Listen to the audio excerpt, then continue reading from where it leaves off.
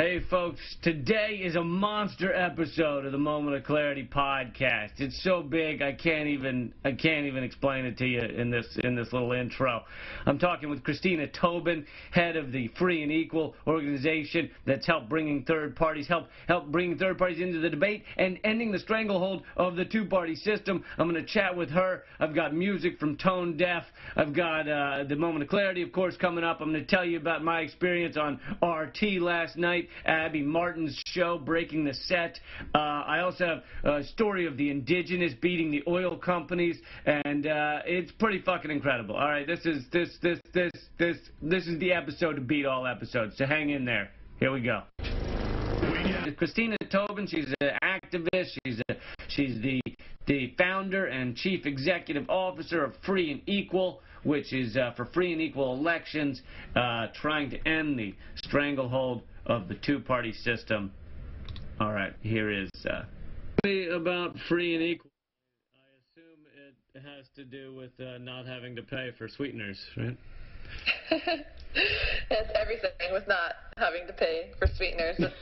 First of all, it's an honor, Lee, to be on your show. I've been studying you, and you're feisty and you're fun, and I like how you go up against the mainstream media. And you know, here in Free and Equal, we're about that and so much more. We're a nonpartisan organization, the true grassroots movement that's here to unite from the left to the right, the grassroots Tea Party to Occupy Wall Street to just people and individuals across the spectrum that is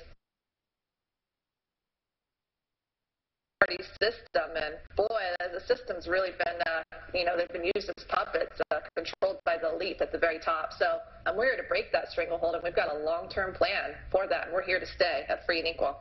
So tell me some of the specifics on how one breaks the stranglehold of the two-party system. Yeah, it's pretty simple. Well, it's actually quite complicated, but starting off, we're here to unite all the honest media, authors, comedians, musicians, athletes, organizations, leaders, and so on, individuals that we will inspire through our movement to run for local office in 2014. And in doing that, we're going to launch a national database. It's going to list every single candidate running for office and create that level playing field to help them win and offer many resources for that. We're also here to build others from the honest media, comedians like yourself, and so on across the spectrum, to be that portal of information for people to go onto our website and draw more listeners your way, and to help build that nationally, starting within the United States and eventually worldwide. So we have many different projects we're doing, from a university bus tour. We could talk to you more about that across the United States. It's about to kick off, and network, studio, possibly a reality show or TV series, whatever it may be. And again, we're truly that grassroots movement that everybody's been waiting for. Tell me about the university tour. Do you find that young people are they interested in this? Are they active enough to care? Totally. I mean, I don't know if you had a chance to see the presidential debate moderated by Larry King, co-moderated by myself. It was really cool. I mean, over 20 million people saw it, more so worldwide than within the U.S. because the mainstream media kind of stinks. You're talking about the third-party debate. Yeah, we changed the nation, dialogue, and the youth came out. I mean, man, Lee, when I looked out at that crowd from the stage, over 80% of the people in the crowd were kids cheering. We had a 3-4 minute standing ovation at the end of that. We were top 10 trending on Twitter. We came out of really nowhere, and we've really changed the nation's dialogue. And social media and technology really going to be key. And I believe shifting the electoral system back to the origins of the Constitution. I mean, do you feel that the two-party system, the stranglehold has gotten tighter in a lot of ways? There used to be a time not that long ago where the Socialist Party would get a large percentage of the vote. And what has caused that? Why is it that things have been melted down to these two parties that seem to have such a grip on things? Yeah, I'm also a petitioning expert expert. I've helped gather over 1 million signatures to get candidates on the ballot. I was a national ballot access coordinator for Ralph Nader in 2008. I've helped get the Social Equality Party on the ballots in various states and carrying as well. And, seeing from the inside and learning and reading a lot of books, I've learned that the two-party stranglehold, they have two lifelines, and one of the main lifelines is these ballot access barriers. The signature requirements just for candidates and parties that are third parties, independents to get on the ballot are astronomical. I mean, Ralph Nader had to spend millions, maybe even up to $5 million, but $3-4 million just to get on the ballot in 2008. So, speaking recently at an In the Fed rally, I've learned that the party system has been playing us for decades. I'm sorry, for centuries, that is. I misspoke. And for centuries, they've been playing us. It's a game between the Democrats and Republicans. I mean, they go back and forth, and it's the elite, from the Rockefellers to the Rothschilds to the Morgans, that, the money trickles down into the banks, the corporations, the Federal Reserve, which is, of course, it's not federal. It's a private, organization controlled by the elites. And, so it's really scary to think that a few people have so much power, that world order, that, United Nations per se. And we're here to break the stranglehold not only of the two-party system, but the elite that has the control over it. Yeah, and it seems like you've been doing that for a bunch of years now. You've accomplished quite a lot, and you're younger than me, goddammit. What got you started on this path? You've been doing this for a lot of years. How'd you get into this? I started at 11. I think I'm 31 now, so I had a kickstart there from my father, my dad, Jim Tobin, and he's a well-known libertarian out in Illinois. Ran for governor back in '98, and he was wrongfully knocked off the ballot, and I didn't like that. I didn't like suing my dad. There's more details online about that. He had enough signatures, but he was a threat to the system. So it kind of derived from there, and 4 years later, I successfully got him on the ballot as lieutenant governor. 2004, Ralph Nader gave me a call and said, "Hey, can you get me on the ballot?" And I crossed the party spectrum, and it just kept going from there. Got the Green Party of Illinois on the ballot, I think in '06, and then '08 was national for Nader. I would have done it for Ron Paul, too, and here comes Free and Equal. We had a presidential debate in '08 at the Mayflower in D.C., and it was aired on C-SPAN 2 nationwide, and then come 2010, we did a whole bunch of gubernatorial, Senate debates, and, we talk about issues that people want to talk about. And I was going to say, so let's say that tomorrow all the third parties were on all the ballots, so you didn't have that problem. Do third parties have a shot, or is the money ultimately... It doesn't matter if they're on all the ballots? Great question. I feel that parties don't work. I've worked on the inside of the third parties, whether it's Libertarian, Green. I've seen from the inside, and as a party becomes bigger and inevitably becomes infiltrated by the system, you get bad seeds at the national level, and then suddenly there's a disconnect between, for example, recently the National Libertarian Party. They didn't even publicize the debate that their candidate, Libertarian candidate, Gary Johnson, participated in, moderated by Larry King. Right. The state parties did, and it just shows a complete disconnect, and this is a small third party. So going back again to the origins of the Constitution, our forefathers, it doesn't even mention parties, corporations. I mean, they don't work. And so here the movement with Free and Equal is to shift the power back to the individuals, the independents. And, whether in 14 candidates have to run under party lines or not, I think initially they'll have to because of the ballot access barriers, the Campaign Election Act of 1974 and so on, the lifelines of the party system.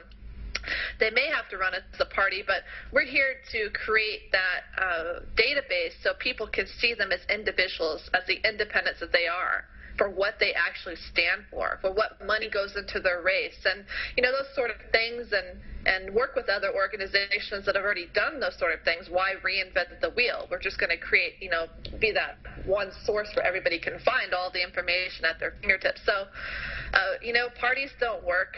Even our forefathers said, parties are evil. Madison and So again, we're here to shift the power back to the origins of the Constitution, and we can do that with the power of social media, networking, and boy, I see the kids, 18, 28-year-olds coming out in full force, Lee, especially for the 2014 races, and they cannot be don't underestimate them. They're going to come out in full force in the upcoming year or two.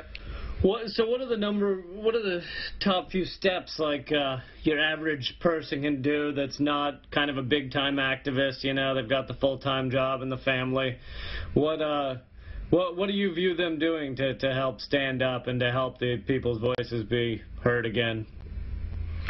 Sure, most of our team right now, they have part-time or full-time jobs and on the side, and they're volunteering or they're working with Free and Equal, and gosh, we just had another 50, 60 volunteers sign up. I mean, it's just we have a lot of people that want to help out, from when we do our university tour, bus tour kickoff, landing in Little Rock's going to be one of our big locations, probably LA and 5 or 10 others, but as we travel across the country being engaged and involved with that, they can go on our website and sign up to be a volunteer today at Free and Equal, freeandequal.org. And you can sign up to be a state leader. We have 7, 8, a dozen state leaders, from the person who founded or runs Occupy Wall Street in Little Rock, Arkansas, or Arkansas for that matter, to the Tea Parties, to Green Party, former candidates. I mean, these are our state leaders truly across the spectrum that get it.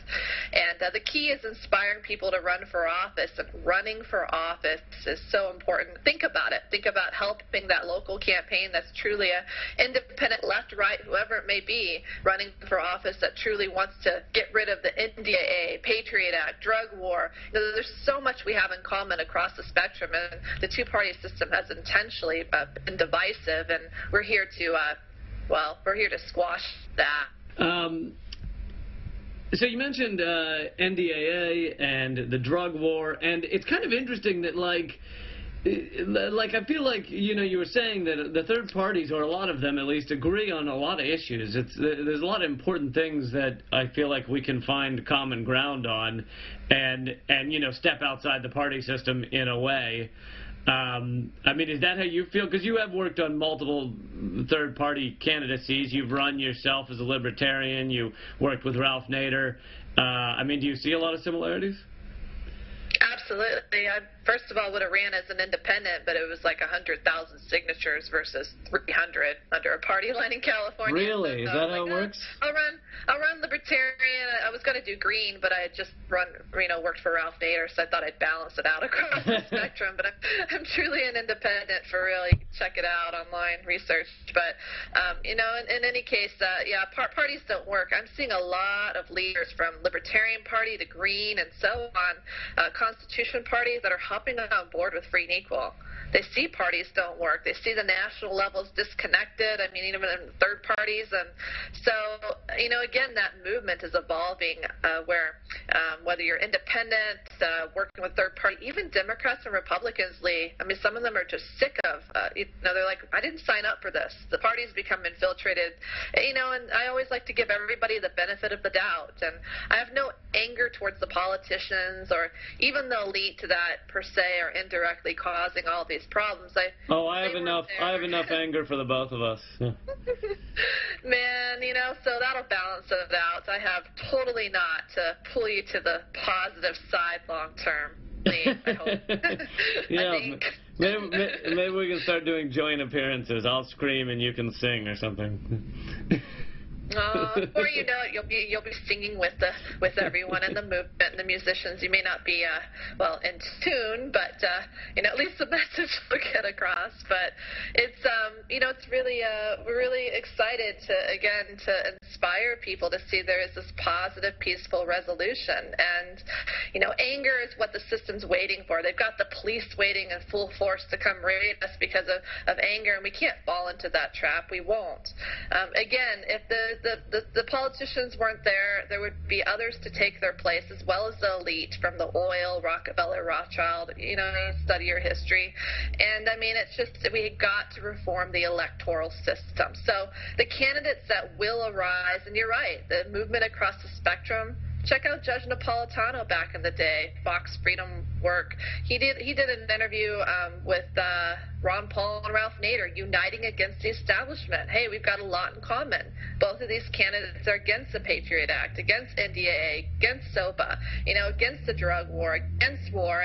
And so coming together and recognizing that we can unite, and, as the system evolves towards, again, going back to the origins of the Constitution, we're going to see a lot of those things that have disconnected us, or the two-party system's been trying to break us apart from, or separate to fight. It's just, they're kind of going to resolve. I don't know. It's going to just kind of all come together in a positive way. So, well, and my role is to unite all of those experts and create that national dialogue, and it's going to be exciting to see. Yeah, no doubt. What you're doing is very important, and you know why SOPA is important and cracking down on internet freedom, because if they're able to do that, then we never find out about NDAA. So that's important for the powerful.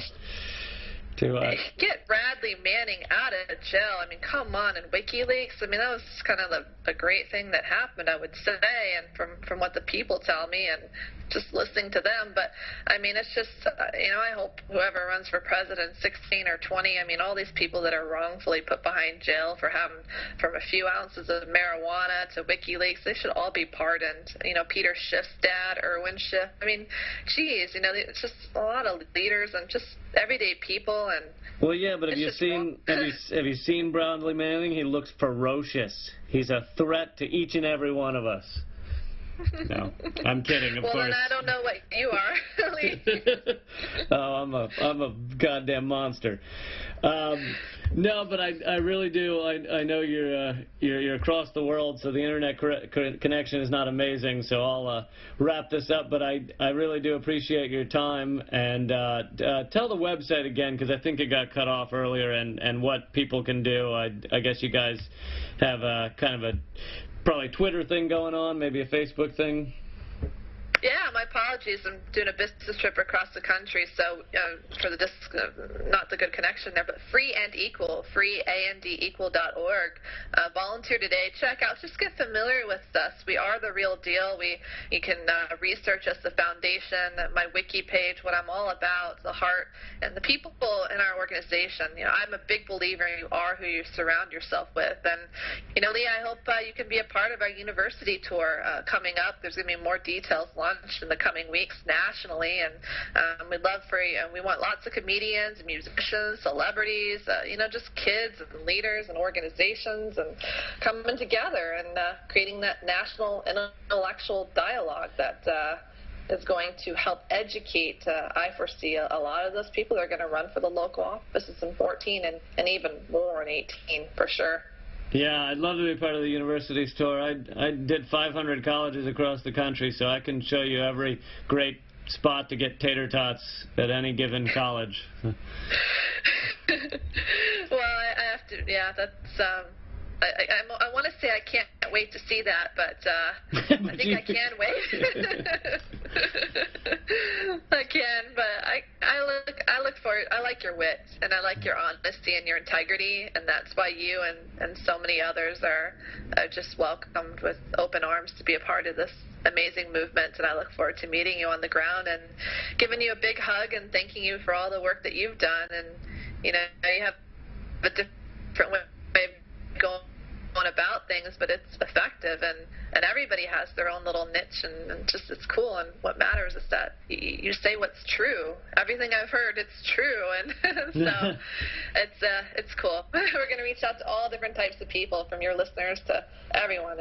It's going to be a fun time, a really fun time. Well, thank you again, and yes, I hope to meet you in person soon, and I'll have to have you back on the podcast once you've broken the stranglehold of the two-party system, which should be a couple of months from now.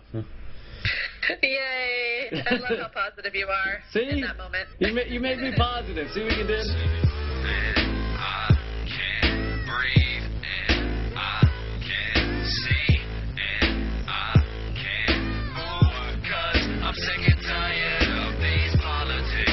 I can't sleep, and I can't think, and I can't live, 'cause I'm sick and tired of these politics. Mercy me. At this point in my career, I should already be on my third CD, but every turn of the way has been met with adversity. But I'm cursed, it seems, and I'm in this service purposely. And it's surges like these that have got my blood boiling to